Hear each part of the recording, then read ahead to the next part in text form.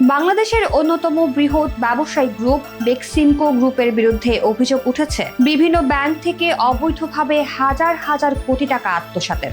অনিয়ম, দুর্নীতি, প্রতারণা এবং জালিয়াতির মাধ্যমে ব্যাংকিং নিয়মাবলী ভেঙে এই অর্থ হাতিয়ে নেয় প্রতিষ্ঠানটি। তাদের বিরুদ্ধে আরও অভিযোগ, তারা বিভিন্ন অস্তিত্বহীন প্রতিষ্ঠানের ঋণের অর্থ নিজেদের অ্যাকাউন্টে ঢুকিয়েছে। এমনকি কর ও শুল্ক ফাঁকি দিতে তারা নানা কৌশল অবলম্বন করেছে এবং আমদানি রফতানি বাণিজ্যের আড়ালে অর্থ পাচার করেছে। গোয়েন্দা সংস্থা Bangladesh financial intelligence unit BFIU এই গ্রুপের বিরুদ্ধে অর্থ পাচার এবং দুর্নীতির ব্যাপারে প্রমাণ পেয়েছে। তাদের অভিযোগের ভিত্তিতে দুদক, CID এবং NBR একযোগে অনুসন্ধান ও তদন্ত শুরু করেছে। এই তদন্তের তত্ত্বাবধানে কাজ করছে BFIU। BFIU জানিয়েছে, সালমান এফ রহমানের নেতৃত্বে পরিচালিত বেক্সিমকো গ্রুপ ব্যাংকিং নিয়ম ভঙ্গের মাধ্যমে একাধিক ব্যাংক থেকে কোটি কোটি টাকা ঋণ নিয়েছে, যা গ্রুপের বিভিন্ন প্রতিষ্ঠান থেকে লেনদেনের মাধ্যমে হাতিয়ে নেওয়া হয়েছে। একই সঙ্গে IFIC ব্যাংকের চেয়ারম্যান থাকাকালে সালমান এফ রহমান ও তার সংশ্লিষ্ট প্রতিষ্ঠানগুলি ব্যতিক্রমী উপায়ে টাকা আত্মসাৎ করেছে।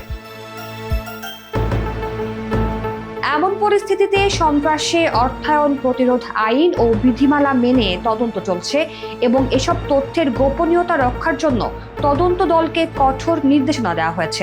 বিশেষ করে আদালতে অভিযোগপত্র দাখিলের সময় তাদের সংস্থার অনুমোদন নিতে হবে।